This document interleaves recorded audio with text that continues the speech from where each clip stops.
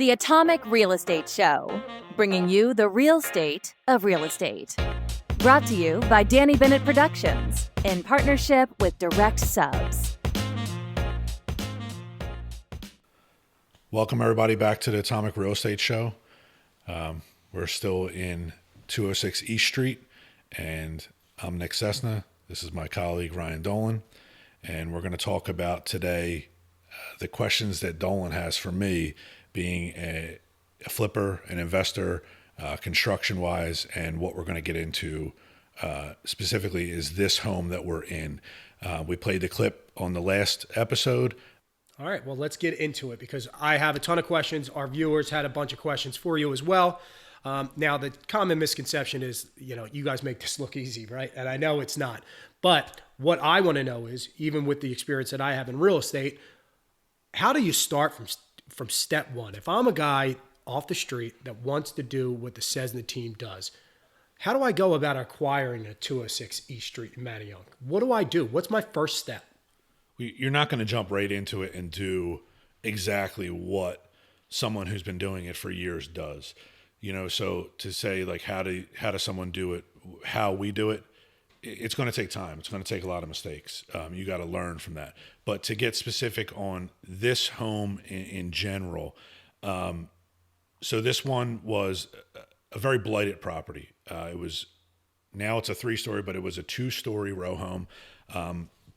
Right behind us, I don't know if the camera can see, the steps went this way and there was a wall here. So we would be sitting in the original living room, and it was partitioned off, and the side-by-side steps in row homes, they're not ideal for me. Sure. But sometimes when you don't have the width the width of the home allowed, you don't have the layout options to get a functioning second floor and stairs to go up how we pushed them against the wall behind where you're sitting now. So before I get ahead of myself, this house was listed. It was not livable, I'm assuming? It was pretty bad. Yeah. Like it was just, nothing was done since probably the 60s. It was weird. There was like a back addition with a bathroom that was almost felt like you were outside. There was no bathroom upstairs, basement unfinished. There was, I think, 2 or 3 bedrooms on the second floor, but it had these weird steps going up, and then there was steps going up to like an attic space with a floor deck, and then an A-frame roof on it. So it is a row home. So it was about to get listed, and the real estate agent that had it, I've worked with numerous times. He's been around here forever. You've known him for a long time, Matt McGill. Sure. Great real estate agent. Him and his team are awesome. Matt's great, man. He's I don't like to say older. He's a seasoned realtor, right? Yeah, we're going to use seasoned from now on. Yeah, he's old enough to be our dad. Yeah, he's definitely Sure. old enough to where he could be our fathers, and he is a great dude. And I more so get along with the older realtors, the seasoned realtors, because of the fact that they don't pull any punches. It's like Al Lubriciano. I mean, they're just up front. Yeah. This is how it is, kid. If you like it, you like it. If you don't. No, you don't do 4 or 5 decades in the game without pulling the punches, right? And I find myself more so, there's probably a handful of realtors under 40 that I do business with, because a lot of them, I just don't relate to them. Sure. And they're just, I'm 40. We're 40 years old. We grew up together. And even a lot of agents our age, I don't know, man. There's a lot of them that I just don't trust. I don't get along with. So there's a property, and you guys, it looks like you have this in your game plan. You always kind of rotate your staff around, like who you think is the best fit for this property. Now let's get the big elephant out of the room, right? Our listeners want to know cash. What do you need? What if you have no money in the bank? What if you have, $50,000 in the bank? What should these people, what's step one? What should they be saving? Should they be working on their W-2? Should they be working on their 1040 tax returns? What do you suggest for a person like you? Because you have a pretty unique background before you got into the construction game. Sure. So some people will say, utilize your own home if there's equity in it. If you're single and you don't have any kids, go for it. If you have kids, do not put your kids in jeopardy. Okay. to start out, do not liquefy the capital out of your own home. That's my personal opinion. Now, other people are going to maybe tell you differently. If you have kids, I would leave their house intact, because that's your wife or your husband and those kids. That's their home. Sure. Something goes wrong with the business, at least you know home's safe. Yeah, you're putting your family in a situation that could be hard to dig yourself out of. So hustle, save your money up, sacrifice, save your money up. Can you do it with 50 grand? Yeah, you absolutely can. And the way that you can do that is hard money loans. I utilize hard money loans sometimes, and I use Direct Mortgage Loan Company. And Jared over there is great. Their whole team, Nicole Bells, it works over there. The Bells are some of my favorite people in the world. They're amazing. I love them. So Jared's got a great team over there, and they're very experienced lenders. Are there other hard money lenders around? Yeah, sure there are. So a hard money lender, with them, you're going to have to come out of pocket 20% of the acquisition, and then they will finance 100% of the construction.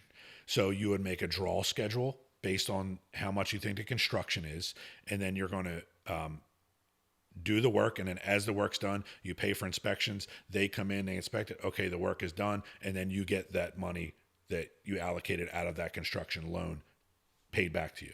So could you do it with 50 grand? Sure. Could you do this home with 50 grand out of pocket? Probably not. Probably not. This is a different story. But the entry point, but 20% is a good rule of thumb. That's a good entry point, right? Sure. If you have 20%, and you need some working money.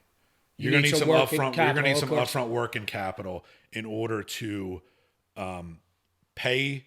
So say your first draw, you're going to have demo, clear out, and framing on here, and permits and all that stuff. Well, say that's a $10,000 draw. Well, you're probably going to want to have that money to pay your people. You want to have the money to pay the people. You don't want to have your contractors waiting on your hard money loan to come back to you to reimburse them, unless you have a conversation with them up front and you let your contractors know, listen, I'm a little tight on money. Now, if you're new, you probably don't want to say that. Yeah. But if you have an established relationship with these people, it's fine to say that, and then say, listen, as the draws come in, they're going to be inspected. Direct Mortgage will fund that within 3 days of the inspection. Boom, it's going to come to me, and I'm going to cut the check to you. So you can do that. Disadvantage with cash against the hard money do you run into? Do some people want it liquid? I mean, you could just tell them it's almost cash with the hard money, sure, as long as you're qualified and you're willing to do it. Sure. Do you ever see that as a disadvantage as you go into an offer situation? When I do offers, I do it all cash. So a lot of times I'm going to have working money in bank accounts for capital, and I can prove proof of funds. Okay. And in the meantime, I may write that offer up as cash, 30-day close, 45-day close or under, and say, I'm going to close in 30 days or when title comes back. So then what we're going to do is we show that proof of funds. Jen will send over proof of funds. Whoever the real estate agent is will send it over to them. Boom, they'll portray it. It's a cash offer. Now, if I'm going for hard money, now this is my situation. If I'm going to utilize hard money on that, I have enough money in the bank to prove proof of income, proof of funds to purchase that property. Let's just say this one. I purchased this one for, I believe this was $173,000. I like to use 173 a lot of times because when I'm negotiating back and forth, people want 190. I want 160. Boom, we come in the middle. I was in 173rd Airborne in the military. That's just my number. That's your number, huh? Yeah. So you have your number, and that's it. I've landed on that a lot of times where if it works, it works. And if they're like, no, I want 175, and I'm like, I'll give you 173. Like that's it, right? And a lot of times that just works. And I tell the people a lot of times if I'm negotiating in person, I'm like, listen, I was in the military. The unit I was in is 173rd Airborne. It's just good luck for me. And they're like, all right, cool. Yeah. You know what I mean? Like it's happened more often than not that it falls on that number, right? So we purchased this for 173, and I'll show proof of funds for $173,000 in one of my accounts, and say I'm going for hard money. This one I did not go for hard money. This one I funded. Me and Jen just funded right out of our money, and the whole construction and everything. So when this sells, the money there's no mortgage to pay off. This is just right to my head, right back to the business to keep going. So we buy it for 173. You would need to show the income, and then if I was going for not income proof funds, if I was going for a hard money loan in that time, I would do that. I would get access to the property for an inspection, maybe if the hard money company requires it, and if that wasn't ready in time, well, then I'd have to write the check for 173,000. Yeah, so you have it, you're Right. under contract. That's my situation. And a lot of people slap a mortgage on a cash offer, right? Sure. So the common misconception is, all right, these guys are sitting with $250,000 of working capital in the bank. It's all liquid. That's really not the case, especially for us when we see buyers, because our phone's ringing for a specific reason. They need money to fund the acquisition, fund the renovation. So that misconception of, oh man, we need $300K to get started is out the window, right? It's like you just want to make sure that you have 20 to 30%, 20 for the acquisition, maybe 10% working capital to pay your staff, any contingency reserves, anything like that. Sure. Okay. So my situation is different because I've been in business for a while and I have the capital around. Now I'm shifting capital all around to different acquisitions. We're selling buildings. I'm taking that money, buying other ones, selling rentals. Me and Matt just sold. We're officially, as of what's today, Thursday. As of yesterday, we are out of North Philly. I am done in North Philly. We sold our last rental in North Philly, and me and Matt are pretty happy. So you do a little bit of what? A little bit of rentals, a little bit of flips. I mean, what our guys want to know about is these flips. You know, the glitz and glamour that you see on HGTV, all the Instagram stories, all the W's, right? So say the buyer comes in, they buy a home like this. We'll just use it again, 206 East as a reference point. They buy it $173,000, and I'm nobody off the street. I go get my hard money loan, close in 30 days. What the hell do I do now? And I think that's what I paid for this. I don't even remember. Yeah, of course. We're We buying don't know many the freaking numbers. houses. You know. I could have paid 160 for this. I could have paid 175. He did for not this. know the property tax on this program. I looked it up. No, there's two. Like I used to know every number possible. I don't know them anymore. Yeah. Like I don't know every number anymore. Like it's written down. Like I would have to just sort through an email, check it, and be like, oh yeah, this is what I paid for this. So let's just get into this house. So how I got into this house, Matt called me, said, hey Nick, I'm getting ready to list one. I know it's going to be a little bit higher than what you're going to be willing to pay. Can you go look at it for me? Sure, Matt, no problem. And he basically, what he's relying on is for me to go in there, give him a no nonsense offer. This is what I would pay for it, Matt. So you say it all the time. Like you've seen it before. Like I give people offers on the spot. I do a calculation. I give people offers on the spot. Make them an offer they can't refuse almost because it's a bird in hand, right? So I go look at it. I tell Matt, this is what I can pay. And this is what I can do.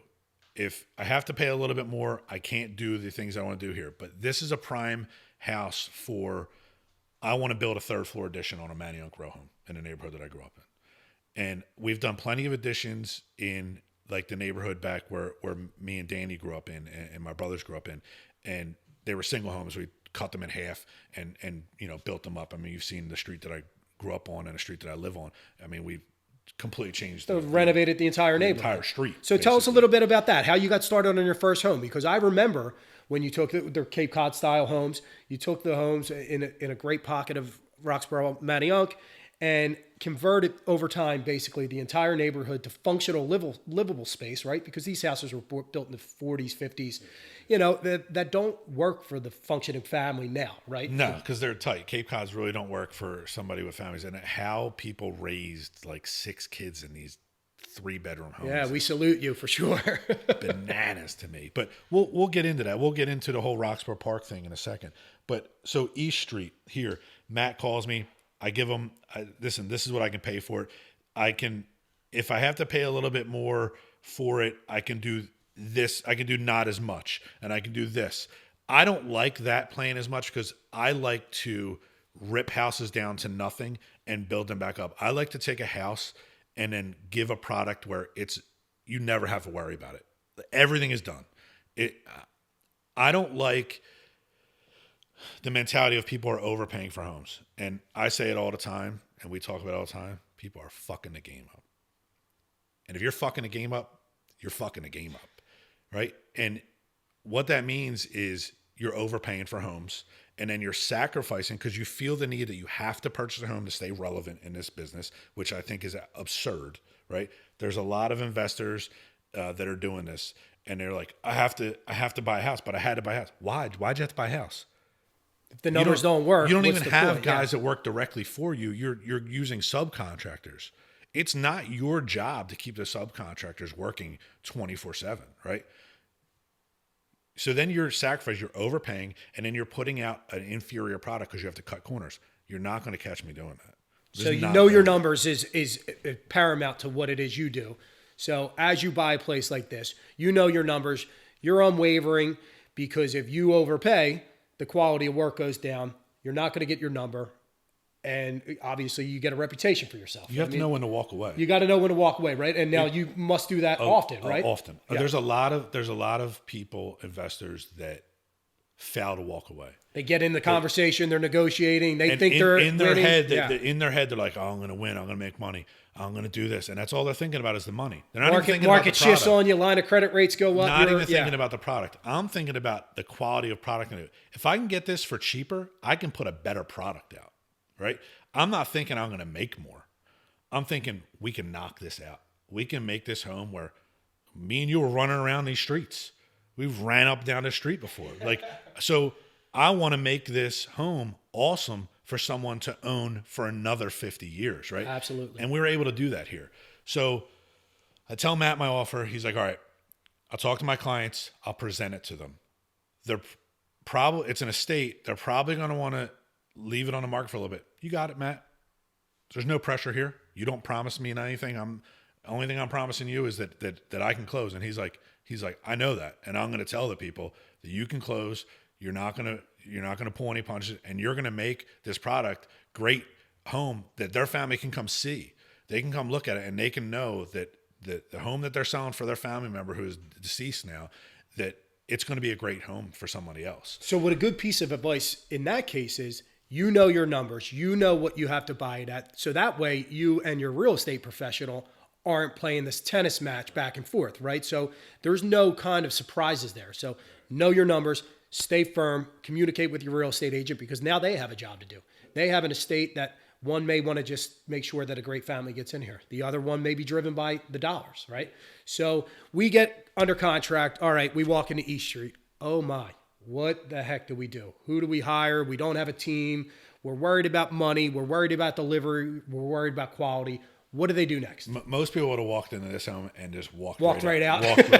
Walked right out. But I don't look at it as that. And, Jen used to see that at first where she was like, oh my God, we're buying this? And I'm like, yeah, girl, we're going to be all right. Yeah. Like we're fine. And now she sees it. Now I can walk into a building and see this that we're sitting in from day one. Yeah.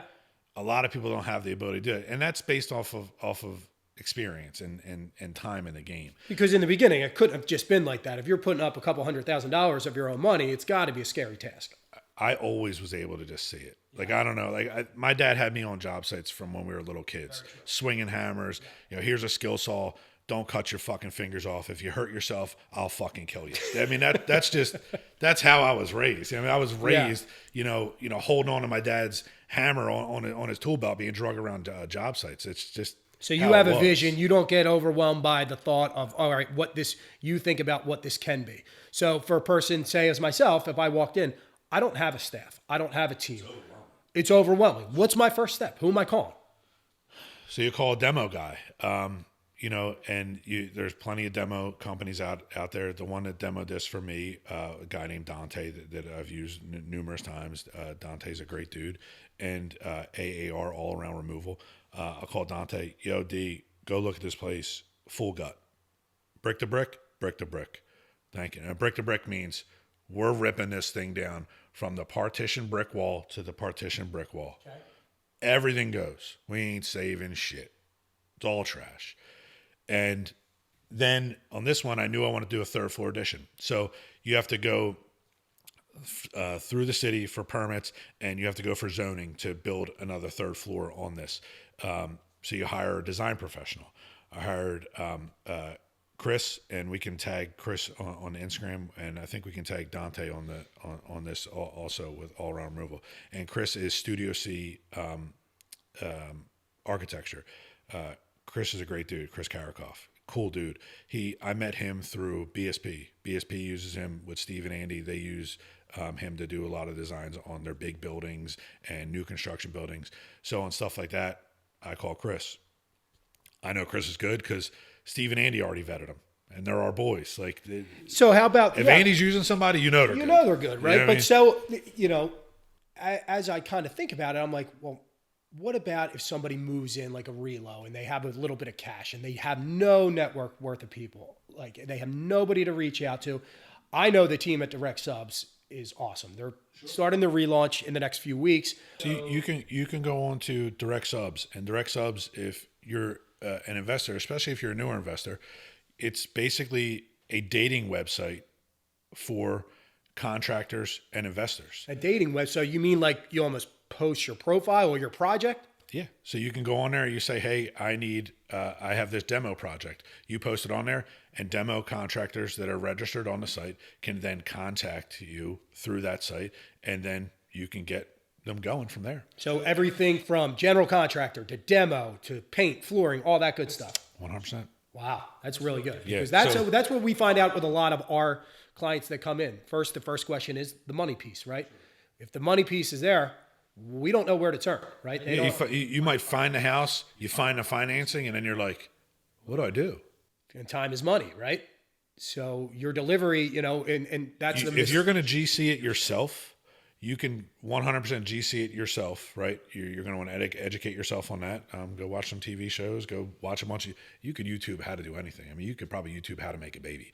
So, and I'm sure you can, right? So you go on there, talk to people, and even with the DMs, like I respond. Like, if people want to hit me up, I respond. Yeah. I might not get to you right away, but I'll respond to you. Now, if you have some like silly ass nonsense, like how much you making on this, or like I'm not. We're not People gonna, want the finish line and they don't want to know the work that goes into come the on, finish like line. I'm We're not trying gonna- to get you to the I'm finish not going to line, spend yeah. any time, but if you approach me in it's like someone approaches you in a way that someone wants to become a loan officer, and they approach you in a manner, a respectful manner, and you can tell that they actually want to know some information. Who am I to not give these people the information? Because I had the access to so many people helping me out, and I still have that. Like, I rely on a lot of my friends who do investing. CJ, for instance, I still call CJ sometimes because he thinks differently than me. Yeah. His mind thinks differently than me. Layouts, stuff like that. I've had him come in to buildings and I'm like, I'm stuck on this. Like, I'm just in a brain fart here, and this is what I think. And he'll be like, well, what are you thinking? Why? And then he approaches things in a different way, and I'm like, holy shit. Like, just like opens your eyes up to things. That happens with us too. All the time. So, that Direct Subs site is a great way for someone that's getting into the game, or if you're already in the game and you're stuck. You don't have a staff that answers calls. They're too booked. Your painter's van got stolen, right? Happens. We hear these stories, right? right? Yeah. Your painter, your carpenter gets into an accident. He broke his leg. He can't work. Well, you can join Direct Subs, and you might be able to find yourself a painter or a carpenter. All right. So we acquired the property. We bought the property. We're putting together our team. In this case, either through Direct Subs or you're building out your contracting crew. All right. How do you gauge costs, timelines?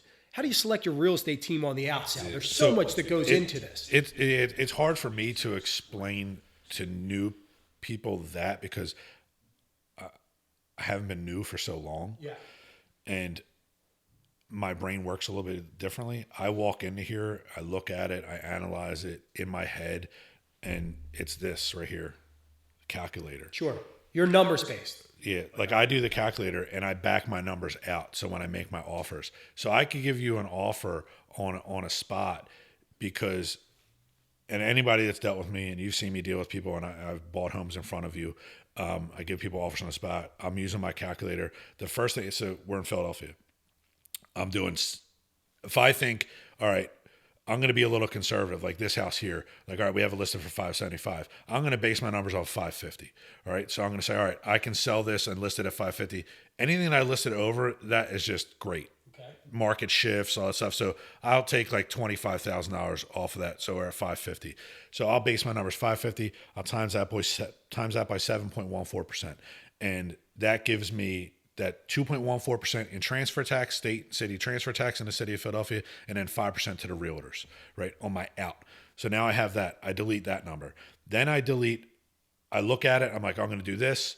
On this one, I knew I'm going to do a second floor addition. I'm like, all right, I'm going to spend $200,000 here. Like, I'm going to knock this thing the hell out of the park. Like, I think we did a pretty goddamn good job. You did a great job. So I'll take $200,000. That's my carrying costs, my insurance, my construction, all that stuff, everything in there, look, contingency money, and I'll delete that. And then I'm going to say, I want to make at least this profit on this, right?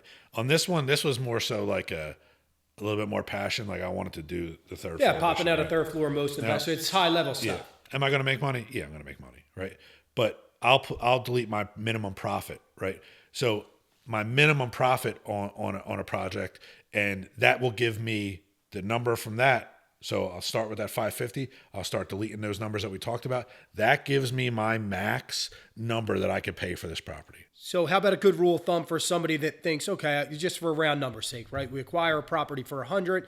We're going to put another 100 into it. What's like the out cost on something like that? What's a good rule of thumb for an investor to say like, hey, I think I'm going to make this, but what am I backing out? I think if you're flipping a property right now and you're talking about buying for 100, putting 100, selling for 300, something like that, like around that range, right? We'll just use those round numbers. If you're not anticipating and putting in there that you're going to make 50 grand, you're doing it wrong. So you should have. What are you doing? You work with a baseline number. What are you doing? Need. Yeah, because like I'm not doing all this work to make 20 grand. What's the point? I'll go get a job at McDonald's and make 20 grand. Like, Mickey D's, no disrespect to Mickey D's. No, listen, that's a hustle. Like, listen, you got to start from the bottom and work your way up. And I feel like that's a whole other conversation. A lot of these kids nowadays come out of college, they're entitled, they feel like they can be a CEO right off the bat. Wrong. Start in a fucking mailroom. Get a broom in your fucking hand. Well, so if the investing game's not for everybody, there's what other avenues? Like, right? Like we discuss this all the time, and now there's cool loan products where would you suggest maybe buying a duplex, maybe buying a 4-unit, something like that? Because the entry point, I know for us, you can buy a 4-unit property now for 5% down. Use it as your primary residence. Now you have a 4-unit investment property that maybe could springboard you or catapult you now really into the flip game, where you have working capital, you have a little bit of experience. We talk about this all the time. Don't you wish you knew all this stuff? What we should have done, and I wish I knew now what I knew then, all that, or I wish I know, then what I know now. And how many times have I said to you, I wish my first home would have been a multi-unit. Sure, everybody does. I wish I would have bought a duplex down on like Valley Ave. I really wish I would have when I was 20 years old. I bought a single family home. It just so happened that came up. Would I change anything in life? No, because I'm a firm believer. If you change anything, it just riffs everything. I wouldn't have my wife and the family. I wouldn't have any of that. So I wouldn't change a fucking thing that I did, right? Not one goddamn decision I would change in life. But thinking of like the investor that's just getting into the market, right? We already missed the boat on the duplexes. We got it. We got to put a plan to action, right? So we're buying this place. Do we do it ourselves? We get the contracting team put together. All right, what the hell now, right? Because these projects, there's ups and downs. There's things behind the walls that come up, right? There's scary things that the regular investor just simply wouldn't know how to kind of pivot off of. And that's why I prefer full gut jobs. I prefer full guts because when you're getting into it and you're like, I'm only going to do this. I'm only going to demo the ceilings. I'm only going to demo the kitchen. I'm only going to demo the bathroom. And then you're like, holy shit, there's fucking termites. You're throwing a lipstick on the pig here, and you're doing it disservice to and then there's this, and then there's that. And then you're like, all right, well, now let's do this. You end up demoing 4 or 5 times. And it's like, you're just chasing your tail. That's why I prefer full guts, right? Or, full knockdown rebuilds type shit. Because now I know that everything's going to be done right. Sure. I don't have any. You're not getting phone There's no what ifs anymore. Absolutely. And your quality and your name speaks for yourself. You called a demo guy, brick to brick this bitch. Let's go. or knock the motherfucker down, right? and we just start from there, because then I have no worries, and then I sleep well at night. I never have a worry about selling a home to somebody and then there'd be, shit that I cover all bases. I don't do that, man. I cover all the bases. Like I'm not selling you a home that I'm worried about. Yeah. Any home that I'm selling, I would personally live there with my wife and kids. Wow. All right. Well, 2 more quick questions on it, just as we kind of progress through the acquisition to sale. How do you select your real estate professionals? I know you have a whole network of real estate professionals, young, old, and they all seem to do a pretty good job. Like, what's the qualifications a young investor should look at in an agent? Like, because some are going to come in the door and say, hey, I'm going to get you this.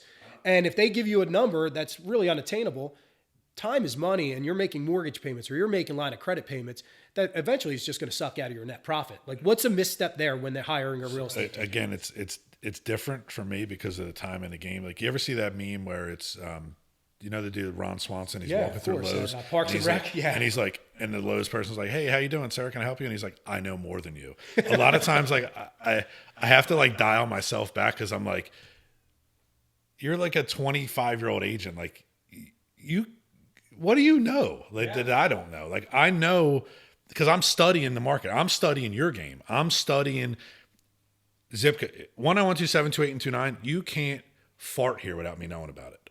Like, I know what rents are going up for. I know I'm looking at everything, every sale that goes up, everything. I know who bought what, because I'm was it always so focused. Was it always like that, or like would you just? I go 1,000% in. I was going to say, are you diving all in? Like, if you have a little bit of cash, I'm head first in the shallow end, start brother. it, or is it do your due diligence, perfect it? Because you hear different sides. Whether the time is right away, right? If you think it's time, buy it. Let's get to work. And there's other people that think the process needs to be perfect. Is your process think perfect? So we talked about it. Like don't fuck the game up. Don't overpay. You can overpay if it's a rental, because if you're going to hold a house in this neighborhood, you can afford to overpay to beat guys like me. Sure. You can overpay, and I'm not going to overpay. So you can overpay, and you're like, I'm going to hold this for 5 to 10 years. If you're holding any piece of real estate for 10 years, you're going to win. Yeah. You are going to win. Like, I don't know of any examples where someone bought a piece of real estate and held it for 10 years and didn't win. Like, especially around here. Yeah, there's going to be dips, but it's going to eventually keep rising, right? They might go, but they're just going up. I mean, it's to think about, like, my dad can't understand the prices that people are buying homes from me for. Sure. He's like, you sold what? Yeah. And my dad's a character. You gotta be fucking kidding me. Like, you want the, and he's like, they're paying you this? Like, yeah, Dad. They're like, and he's like, this is insane. Well, it's the market that commands it, right? It's quality of work that commands it. So I guess when you have your investor that maybe thinks, I'll spend a little less, put a little lipstick on a pig, compared to your model as, I'm going to blow this whole thing out, try to set comps, try to get top dollar. Is there a right or wrong answer there? No, there's a market for that, because you can appeal to first-time home buyers, right? So you can purchase a home and you can say, all right, I'm going to do minimal things. I'm going to knock out the items that people don't have the ability to purchase home and have the money to fix it up and all stuff. So I'm going to go in there. I'm going to do the windows. I'm going to do the roof. I might not put central air in it, but I'm going to repaint everything. I'm going to put new cabinets up. So there's a model for that, right? And you can turn and burn. Have I done those? Sure. Will I continue to do them? Sure. Yeah. Right. What I prefer to do is this. I prefer to rip everything down and start fresh and build up. Is there a market for just going in and doing lipsticks? Yes. Can you still have attention to detail with lipstick? Yes. But don't try to act like you're doing what I do. Well, everybody starts with humble beginnings. Don't try to project it as you're like, I'm making these beautiful homes. Like, no, you're flipping homes, taking a good home and making it better. And for people that want to be around here but can't afford the homes that I completely renovate, I would love to sell to those people. A lot of times it's just not in the cards, You just take yours, have a little more creative license. Like, most people aren't going to pop a third for a roof off in a row home in Manayunk, right? It's ambitious. They wouldn't even know where to go. That brings you into the whole world of zoning and permits and dealing with the city. And who the heck do you talk to there? Is there an attorney that you go to? Is there a trusted colleague that you go to with the zoning department? If you hire a design professional, a good design professional, or you can hire an expediter that can expedite all your permits, right? There's a couple Instagram accounts, I think, and I don't know what they are offhand, but we'll make sure we get them. They will expedite stuff for you, and they'll handle the permit process for you. On something like this, you can't get away with like not doing permits here. Like you have to. There's special inspections here that have to be done. Like when I frame it up and I have mechanical fasteners and I attach, for the third floor and this and that, I have to have a special inspector come in here, an engineer that's outside of L&I. I have to pay somebody that comes in here and inspects. I also have a third party inspection for electrical. The L&I inspector, the one for here, this guy Jimmy's awesome. He's one of the most knowledgeable inspectors in the city of Philadelphia. He is hands down the best inspector in Philadelphia by far. Wow. And a lot of people would say that's like, playing basketball against little people, Michael Jordan against little people, but and he'll tell you that, sure. He would tell you that there's a lot of people in L&I that just shouldn't have jobs. They just don't know what they're doing. All right. So we don't know where we're really going as far as the zoning. So the zoning piece, if you get into that, architectural design, structural engineers, all that stuff becomes... That could be scary. That could be scary. Like, right? Because I'm thinking from a guy like me, not with, 15, 20 There's added times to that too. Yeah. So if you were saying, hey, I'm going to do 90 days, you're going to add on a lot more time for review process. Now you're dealing with a city. You're dealing with organization. And, they have time they have to review it. You work on their clock. So if you're buying a property and you think something like this might come up, maybe it's not a project for you. Maybe you pass it on if this isn't the knowledge you have. Yeah. So, and if you have, say it's an off-market deal, can you get into real estate and not flip homes? Yes. So what you can do is, say your neighbor wants to sell their house. Your neighbor, you have a good relationship with them. Say the neighbor dies or something like that, and you have a good relationship with their family.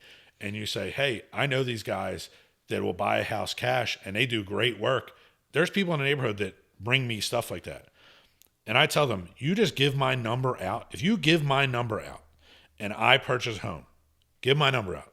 I purchase a home through your contact. I'm knocking on your door the day it settles. I'm handing you a minimum of $1,000 cash in an envelope. That happens. So they become a glorified wholesaler because they don't really technically know the first step. Correct. Okay. Now, wholesaling. Can you get into wholesaling? Sure. So wholesaling would be, all right, I get my neighbor's house under contract for $100,000, right? We're just using round numbers. You then sell me the contract for, let's say, $5,000. So I'm purchasing the house for $105,000. You're getting $5 at the settlement table. The seller is getting the 100. You're getting the 5. I'm paying 105. So you don't even take possession of the home. You just sell me the contract. Okay. Now, there's a lot of used car salesmen, a lot of dirty deals, a lot of scumbags involved in wholesaling. It's a dirty business. A lot of cash on the side. There's a lot of there's just a lot of dirty people, right, involved in that prey on people, right? I don't really like that. Like, I'll flat out tell people, I'm not trying to prey on elderly, right? I'll flat out tell people like, you could sell this home to somebody else and they will give you more money than I will. And I tell people that. You've seen me tell people that. Listen, you can list this and you can get more money for it. This is all that I can pay for you because this is what I want to do to the home. And they're like, well, Nick, we want you to have the home. Okay. Because I'm a multi-generational resident of this neighborhood, same as you, right? My grandfather's grandfather was here, right? So I'm still here raising my kids. You moved out because you're a sellout. But that's a different story. Conchockin is Maddie, the adult version of Maddie. So my wife always says like let's move out of the city, but I'm still here. We miss it a ton. And you're still here all the time. Yeah. So it's I also come from a big family. Matt comes from a big family. You come up from a big family. A lot of people will then come to us like, hey, put me in touch with Nick. I have a house for him. And they also know that I'm going to pay them money. Yeah, absolutely. Like, I'm going to drop an envelope on you. The day I settle on it, and it's mine, I'm dropping an envelope on you. Just how it is. So some people in that sense, like, hey, I'm kind of dipping my toes in the real estate game. I don't have the network. I don't have the money. You could still make a couple dollars and learn in the process, like how to facilitate yourself some money, right? Like, sure. Yeah, you can make yourself like you're putting offers in. You have some hard money either behind you or even like that wholesale contract behind you, where you can peel off a couple bucks, and then eventually you could raise enough capital and maybe do it yourself. Sure. All right, cool. And then like I'll walk people through the whole project, like if. Because you've done some consultant work in the past, right? Yeah, where like some guys would buy a place. I'll help people out. And you'll help them out and you'll show them. Especially friends and family, I'll help you out. Like if it's somebody that I didn't know and they're going to be making money, like if you want to pay me to come in and tell you how to do things in consulting, like I'm open to that kind of stuff. Right. But because then I'm going to save you money. Because I'm like, what are you doing? That's wrong. Like don't do that. Like you're lighting money on fire. Like, yeah. Which a lot of people, I'm sure, do because they don't know what they're doing, and they feel if they're spending a couple extra dollars, they're probably getting the answer that they want, which isn't always the case. Yeah, so you could pay me to come in, and I'm 100% going to save you a lot of money. Plus, I'm going to put you in touch with contacts. Now, you have to then show me that you have the capital to do this, and then if you don't pay one of the people that I recommend, like it's a wrap. Like I'm done, you're done. Like so that could be a slippery game, right? If you get into that and relationship could go south and your business probably isn't there. But I'm just playing devil's advocate from a. Now, if you don't know me and you're like, hey, I need a recommendation on a contractor, I may just say, well, go to direct subs, or I may say, well, call this number, but like, well, what are you paying for that? What I'm paying for is completely different than what you're. Someone else is going to pay for it. Like Kev Ash is going to come in here. Like say he's pouring a basement floor and this and that. He's going to charge someone else more because I'm giving him a lot more work. Plus he knows when all the contractors that I work with, any subcontractor I work with knows that if I tell you it's ready, it's ready. It's ready for you. And it's going to be ready for you on, I say, hey, you can start on the 15th. It's ready for you. It's clean and no one is going to be in your way. So that's another thing for investors to look out for, right? If you're going to put timelines on jobs, you're going to hire staff. You got to make sure it's ready, because if you get delayed and you're not transparent about it, it's got to cost more and more money, and delay after delay in a compound. You have to communicate with everybody, and you can't just say, like, oh, you just go there and do it. Like you can't have the painter showing up here when carpentry's still being done. Yeah, which you see a lot of times, right? Yeah, because contracting crews come in and it's ignorance, and a lot of times some investors just don't give a shit. Like you have to care about your subcontractors. Now, I grew up in a house that my dad put money on, food on a table by working with his hands. My dad was a contractor his whole life. So he used to always tell me, like, never bullshit the subs, always be truthful with them and never fuck with their money. Because Friday, they're coming for a paycheck. If they don't have a paycheck, what incentivizes them to do any more work for you? If you didn't get paid, it doesn't matter. Don't put that on them. Yeah. You pay them. That's you. That's your problem. That's the top not guy, their problem. For sure. It's not their problem. And a lot of these investors feel like, oh, well, I got this other deal and this and that, and I haven't been paid yet. Fuck you, pay me. Yeah. Like that has nothing to do with that dude. You agreed on a Don't price. Don't put that on that dude. Okay. Don't put your issues onto these guys. Like if you want them to come back, and believe me, people talk. People talk good and bad. People talk more about bad, right? Sure. And I have, like my HVAC guy. Since my dad retired, my dad no longer does HVAC anymore, and he's retired. He's 73. He's just golfing 3-4 days a week and hunting and pissing my mom off. So when he retired, I hooked up with a guy doing HVAC, and dude's awesome. Matty Rispo, he owns Downtown Mechanical. Dude, he's my fucking favorite. He's the best. He's Port Richmond dude, just his personality. Character, yeah, you have a lot of characters. He's a human character. You know the character dude, he is a human character, dude. It's a hilarious his stories this dude has are phenomenal. But he reminds me a lot of my dad because he's loud, and when he's on a job site, he's on a job site. And Maddie tells me all the time, he's like, he'll call me and be like, Nicky, like I got to get you to come talk to some of these GCs, man. Like these dudes are wasting my fucking time. Like you've never wasted my time. Like I gotta get you teaching these dudes how to do this stuff, and that really just comes down to my dad was just drilling that into us as a kid that we didn't even know what he was doing. Like So you just have a great foundational structural support based on how you do work anyway, because you're old man, right? I'm lucky that I speak the language of a contractor. I did contracting most of for us years. don't, right? It's I like, speak that language and I approach it from that. So I do have an advantage there, and I get along with the contractors, and they like it because I'll never waste their time, and I have everything ready for them. So we're paying, we're keeping it clean, we're doing things on time, right? All right, so now we have the whole house up and running. We're about to finish it up. We're about to list it. What is that process like when you are doing the outsell of this? All right, we made it through the. Get an Instagram account. Start putting shit on Instagram. Start putting stuff out there. Start texting agents that you know. Start texting home buyers that you know. Start putting it out there. Hey, every realtor that you know. Hey, I have this. I know you call the network of lenders, right? Because All the we time. have a pipeline of people that may be ready to buy that home. You could buy it right now. So. Yeah, I text you. I text every realtor that I know when I'm finishing up a project. Hey, just so you know, in 2 weeks I'm going to be listing. I'll be like, hey Ryan, I'm listing 206 East Street. It's going to be this, the description of it. Let me know if you want some photos. I would love for you to come walk through it. And then they walk through it, like they'll call me like, I love this place. This is cool. I don't have a buyer for it. Is this before like the staging process? Is it before the? I usually don't let people process? in. I usually don't let people in until it's staged now.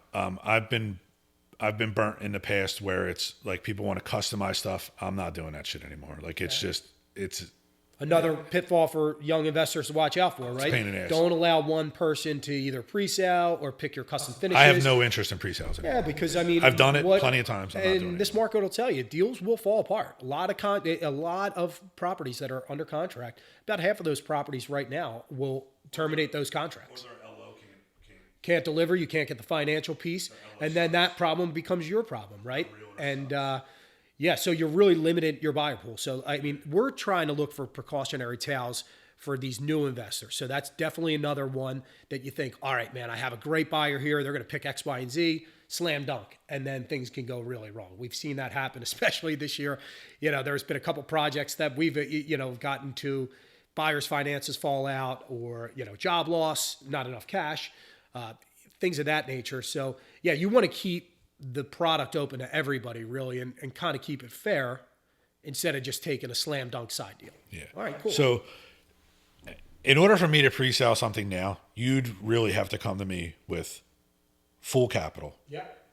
You're not even getting a loan, or they're getting a loan through you and there's a non-refundable deposit. Sure. Where I'm like, okay, I trust Rye. You're going to be working with him. There's a non-refundable deposit here. Like, and that would be like the only, and it would have to be a wet dream. Yeah, it's got to be a slam dunk. Sure. Right. So that's the only way that I would do it. And I would say, don't get caught up in that. Don't try to be constantly pre-selling stuff. Like now I market it. This is what it is. Stage it, then let people in. So we get through the whole process, get through all of our inspections. We get this house done. We start putting teaser stuff out there on social media. Danny does videos for us. We push that out there. You saw that video. Danny played it for us here. We get professional photos done, and then I hand it back to the realtor. So my wife, Jen, deals with the staging company, Sunflower Creations. Allie over there, Allie's the best. She's the best. Like if you're using, listen, I've used other staging companies, right? She is the best by far. I love Allie and Sunflower. They're great, and we'll tag them on the screen for you to follow. Everybody that works for them is great. They come in here, they do this staging. I don't skimp out on staging too. I stage an entire house. So that's what my next question was going to be at the very end process, because now I know the investors start seeing dollar signs, right? We're thinking profit. There's got to be a step or a thought in an investor's head, a young investor's head. I could cut out a real estate professional here, right? Does that happen? Or because, they think, hey, I may keep that 5% in my pocket, but ultimately then you don't know how to price a home. You don't know how to execute the sale of the home. Like you don't know have anybody to do the paperwork. If you're doing for sale by owner, like at this point in 2024, you're an asshole. Yeah, there's just too many great agents out there locally that really can you're just make sure you're greedy, you're just a right? greedy asshole. Agreed. So like stage it. I stage a full home. because here's the thing. Like, I spend the extra money. Now, will other investors criticize me that I do too much? Yeah. That I spend a little bit too much? Yeah. I'm not worried about the dollar in this business, right? I'm worried about longevity. I'm worried about the product. And if you only focus on the money, you're going to fail. Yeah, and that's you've across, said this countless times. You're getting into the game for the I've money, said this to you so many fucking just times. Get out. It's a broken record at this point. Like, if you're only concerned with the dollar, you are going to fail. And that is across all business, I believe. You have to worry about the product, the people, and the process. And there's like a bunch of business professionals that say that and all that. That's very real. I mean, this is referral based still. Your name is your name here, right? So it's very referral based. We market our homes for sale. Like, Jen does the write-ups or other agents do the write-ups, and we put in there, home brought to you by CCS. Which is probably the biggest compliment that I could give you guys when I have a buyer that comes to me either through social media or you and says, I'm only interested in purchasing a home that these guys do. We stand by it. Yeah, you stand by it. We go back to homes. Like, there's times where, like, it's just home ownership. Things happen, right? Yeah. I've gone back and helped people out, and I'm like, listen, this is user error or whatever. This is on you. I have no like legal, like, binding thing that I have to go back and fix anything. It's not new construction where you are bound for the structural integrity of a home for 10 years. This is a flip done by an LLC, right?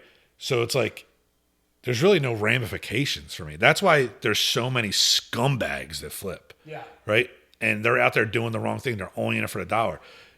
You buy a house from us, you know who did it. You can contact us. We're your neighbor. And you're going to see us. You're going to see me you're going to see me, you're going to see my wife, you're going to see me and my kids in the neighborhood. And you're going to see us at events. There's not going to be animosity. Because the job's done right. We're not doing anything wrong. Yeah. And if you do everything like that, and if you conduct business like that at all times, you will not have an issue. And I don't know why that's so hard for people to understand. Just treat people how you'd want to be treated. Well, you chase the dollar, and you get a little convoluted there, right? So listen, the money's a byproduct of you and the processes and the people you surround yourself with and the product that you put out. I love it. It's not hard to understand. Yeah, and a lot of people lose focus on it. Trust me. I mean, it's you see the TV shows, they make it so simple, right? So now, to wrap up, just say this particular project. We got East up. We picked our real estate team. We're hitting a closing table. We get a big payday. What do you do next with the payday? What do you do? I mean, really, are you putting it back in a 1031 exchange? Are you blowing it on jet skis? Are you going into a different project? What advice would you have to somebody that gets a $100,000 payday on their first flip? People that do 1031s, rely on them for that information. And there's websites out there. Somebody just called me on break and I said, hey, I have a great 1031 exchange person. They're the professional here. Let them handle it. I don't do that. I sell buildings, I pay my taxes, and I just reinvest it to buy more buildings. Okay. Right? I'd rather just pay Uncle Sam now than have to worry about paying him down the line and chasing my tail continually. And then one day, I don't want Uncle Sam. I gave Uncle Sam enough of my life. Like, sure. I don't want him knocking on my door one day and saying, you owe me this. So you're reinvesting. You're reinvesting. You're taking the hit up front. You're doing the things by the book. And then you're on to the next project. So I guess if I was to leave you at this, what's the best piece of advice? And I know you've been in for a long time. But again, if you're just getting started, what are some of the foundational pieces that just a guy that wants to get in the game should be doing? What he should be, I know he should be knowing his numbers. He should be making great contacts. But what else can they do that you found basically is the most valuable piece that someone's taught you when purchasing and selling a home?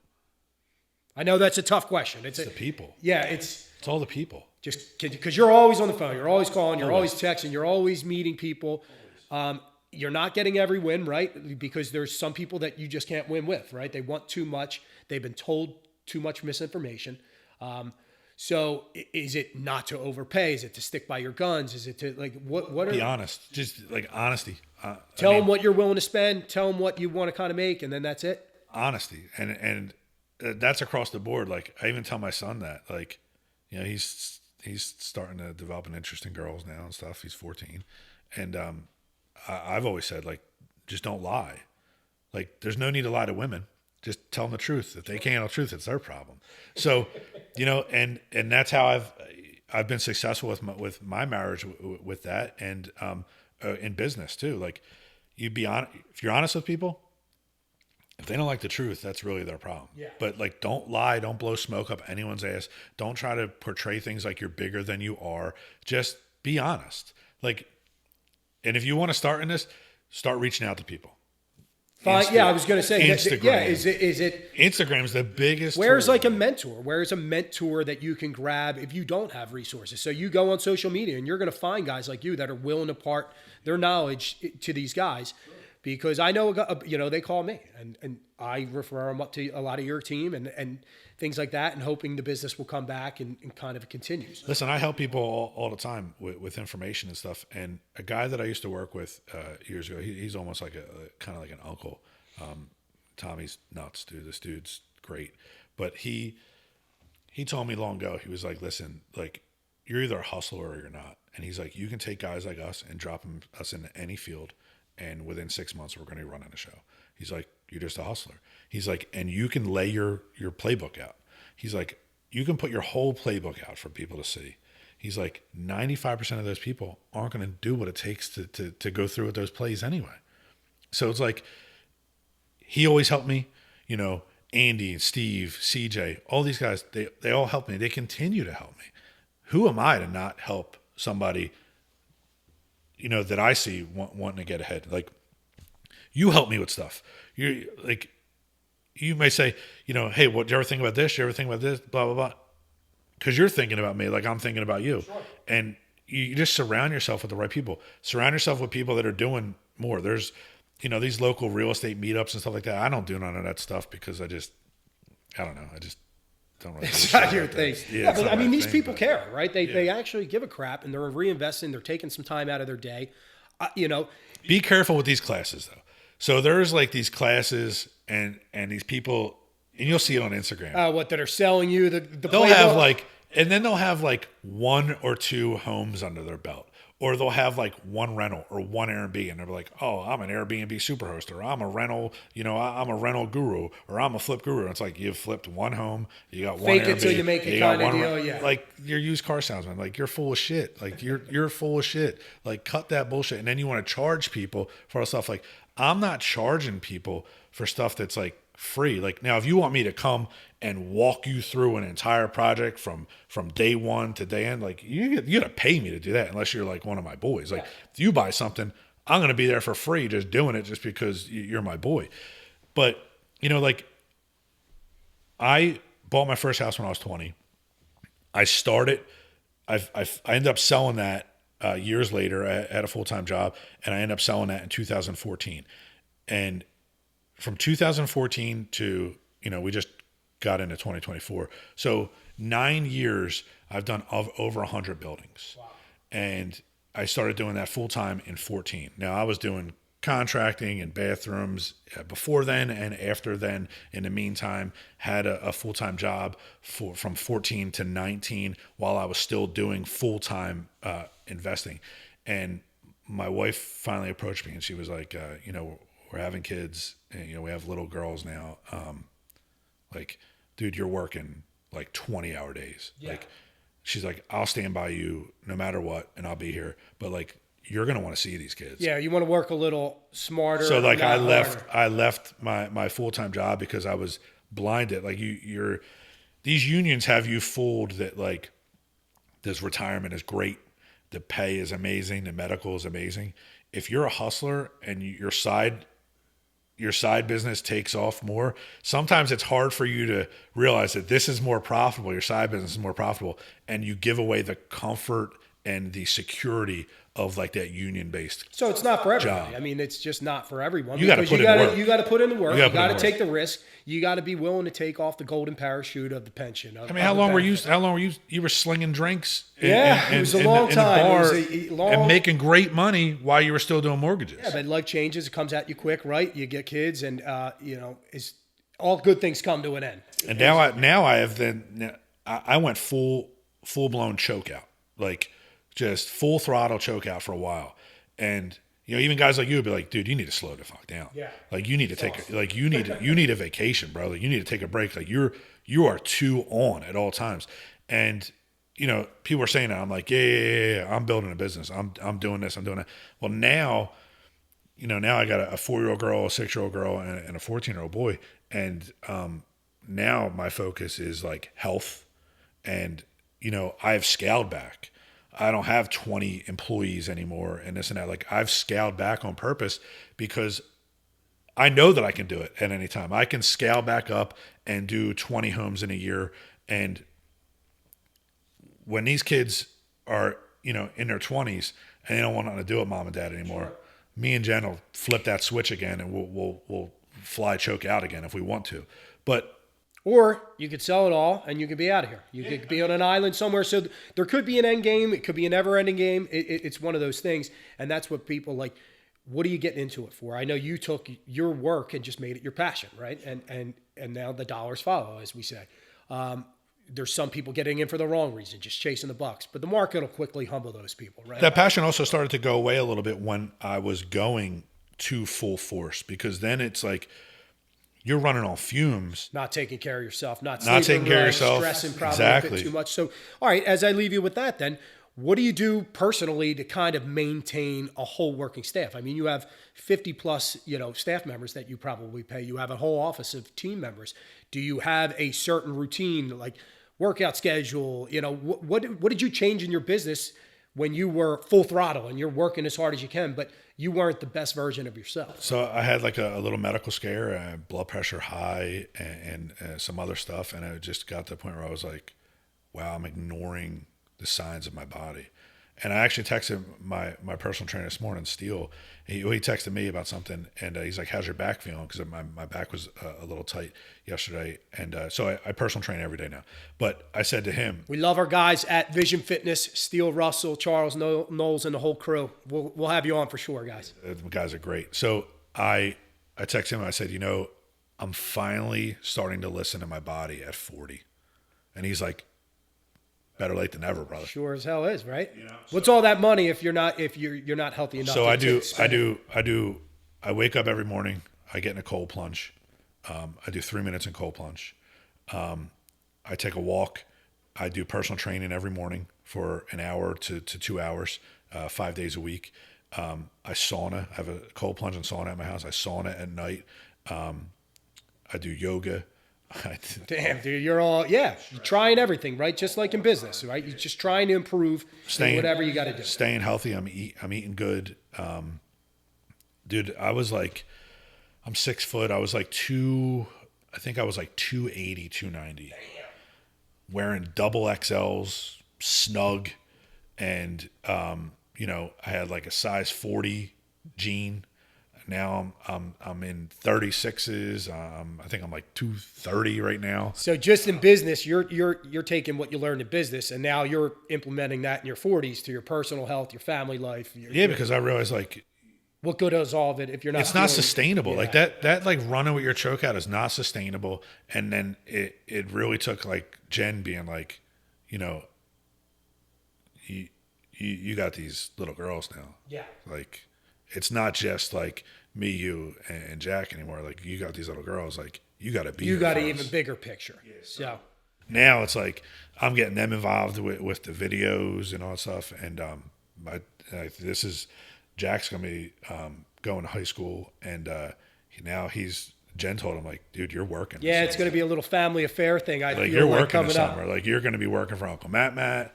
You know, you're gonna be working for the roofers. You're gonna be working for this, that. Like you're gonna either learn that you want to be in a trade like you're saying you want to be, or you're actually going to college because like you're gonna realize this shit ain't like what I'm doing. This shit ain't for you, maybe. You know what I mean? So, and the girls, I'm just trying to get them invested in doing the videos, and they come here and they flush toilets and we check on properties, and just trying to let them know like, you know, all them Ugg boots you're wearing, Yeah, and your Jordans that you're wearing, and all your fancy dresses and all this shit. Like You're doing that it comes from hard yeah, work. you're doing it for a reason, right? And we mentioned a lot of the people that helped you along the way, right? We mentioned a ton of the good vendors, small business owners here that helped us get there. We're going to be calling for them for the Atomic Real Estate Show, right? We need to showcase some of these people because you can't just do it by yourself, right? You can have the ambition, you can have the money, you can have the drive, but it takes a village to do this stuff. And A lot of these realtors too, man. Like so I don't have just one realtor. Like, you know, if you're getting into it and you're like, you want to find one realtor, that may work for you, right? And some realtors may say, like, you only need to work with me. That's because that could be out of greed, right? You got to see through that. I deal with a lot of realtors, and by a lot, you know, a handful or two that I trust, and they trust me. Now, if a realtor, like here, a realtor brings me this property, when I'm done with it, it is theirs to sell. Now, as a realtor, if you're bringing me a property, you should not lie to your clients. You should say, hey, Nick is giving an offer. He's a client of mine. But just so there's full disclosure, when he's done with the property and he's selling it, I will be the one selling it. So you want to be above the table with everything. There's no sense in lying to them, because then they may think, wait a minute, you're just trying to steer me to him. That's not the case. Let them know, right? You bring me an off-market property, it's yours to, you'll represent me on the purchase side, and you'll represent me to sell it as well. Even though my wife is a realtor, that means nothing. Like, that doesn't mean shit. She doesn't sell all my properties. Yeah. You know, Dylan sells stuff. Al sells stuff. Matt sells stuff. Lindsay sells stuff. Heather sells stuff. Yeah, you have young and old, and you have these a great people all network bring of people. These people all bring me stuff. Ursula, Al's daughter, she's great. She shows me a lot of properties. There's several realtors, you know, that I'm not even mentioning. They're good people. You know, Keith Adams. Keith Adams is a great wealth of knowledge, and I rely on him a lot of times with information, and they rely on me. These agents call me and say, Nick, what do you think about this? What do you think about this price? Well, this is what I think. This is what I'm seeing, because they know that I'm in tune with 10127, 2829. Now, do I purchase stuff in other zip codes and in other counties? Yeah, but I rely on their expertise out there because I'm invested like in where I'm at and where I'm operating. But you can learn something from all these people. Really? So as we kind of wrap this show up, and you know, we learned step one to kind of the closing table, right? And we're trying to build our team and kind of move on from there to become an established investor. Who do they reach out to? Can they reach out to you for any advice if you're really in the game, if you're really passionate about what you want to do, and you just don't simply know the answer? I mean, you could always reach out to me from a financial standpoint, and I can lend you my advice, but you know, sometimes we only go so far. So, like, how can they contact you? CCS_PA on Instagram, CessnaHomes@gmail.com. And then, you know, I reply back to you with an email, and that'll be my cell phone number and all in there, and we'll have direct conversations. And I'm available. Like, you're pretty available. I answer my phone. And I call agents all the time. Like, I'm constantly calling people. I call agents just to check up on them. I call them. I do a lot of my phone calls in a truck, and I'll just call agents like, I haven't spoke to this person in a week. I'll call them, yo, how you doing? I call you, yo, how you doing? I call you like, and you're like, yo, what's up? And it's not even to talk about the Sixers or anything. Like, I'll call you like, yo, what's the market analysis right now? Like, what's your grasp on the market right now? And then you tell me, and then we talk about stuff, and then it's like, all right, would you see fucking Embiid? Like, what the fuck is up sports, with that? family, all that good stuff, which is great, and that's how you should build your team, right? So. Kind of, I guess my last thought, as again, we mentioned all these cool vendors and our new endeavor with this podcast, we can't wait to showcase the people that help us in our day-to-day base, right? Because it's more than just business, right? We talk about our family. We hang out at school events. We hang out at games, you know, and it makes the longevity in the career fun, right? Because what's the sense of it if it's just dollars, right? If it's not rewarding, if you're not proud of what you put out, then what the hell are we even doing here, right? It's so apparent when people are just about the money. Yeah. And we joke about it. We're like, we just cut these people out. We're like, they're a fucking snake. Like, there's a snake in the grass amongst us, and we know who they are, and they know who they are. Yeah, absolutely. But listen, and we don't deal with that. We're straight up front. I mean, if you guys ever need anything, again, it's R. Dolan at My City Lending. Nick's already provided his info, but this was an amazing second episode. I can't wait to see the wealth of professionals and knowledge that we have on this show. We're going to learn a ton. We got to get a lot of our friends on here because all the people that we take for granted that are in these businesses. Yeah, colleagues. And I mean, major shout out to Direct Subs for throwing on the production. Again, Direct Subs on Instagram. They're re-releasing their program. Our guy behind the camera, Danny Bennett Productions. I mean, there may not be anybody better. And especially at the scary young age. I mean, these guys are crushing it. Kid don't miss, dude. Yeah, it's it's ridiculous. real estate. It's weddings. We have so many projects. So if you ever need anything from a video, audio, even businesses, like if you're a business and you want to do promo videos on Instagram or commercial type stuff, you got to hire this dude. Like, yeah, man. Like I put him in touch with Chuck, and Chuck called me and he was like, "Yo, the video this dude made for my gym is outrageous. It's fire." And the views that we get, see, I mean, we bring up these people's names. Obviously, we love working with them, right? We love to pay honor to them. And we can't wait to bring them on the show to see that, hey, this is just how we operate on a day-to-day basis. So if you want to kind of let them know, what to expect for the upcoming season, couple next guests, let's do it. Well, it's really fun to work with all the people that you're friends with and the people that you become friends with and have that network of people. And I'm excited to bring those people out. And we're going to have to drag some of these people in front of the camera, because they don't want any attention. And, but our financial advisors, accountants, insurance people, title people, realtors, people that want to become homeowners. I'm excited to have all these people that we deal with and people that we don't know. I'm excited to learn from people that we don't know yet. That's the biggest part about this is why we wanted to kind of start this podcast, right?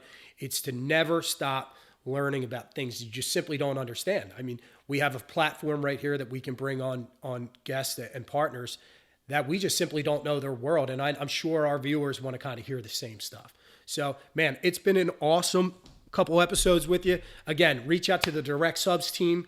The Atomic Real Estate Show, please follow us on Instagram. We're going to have an amazing season coming up with some of the best panel guests you'll ever get. So, thank you. Thank you. If you enjoyed our episode, please consider supporting the show by rating and reviewing the podcast. Also, check us out on Instagram at Atomic Real Estate Show to find out when new shows drop and to participate in our community Q&As. The Atomic Real Estate Show was brought to you by Direct Subs. Direct Subs is the #1 place for real estate investors to connect with local contractors for their flips, rentals, renovations, and new construction projects.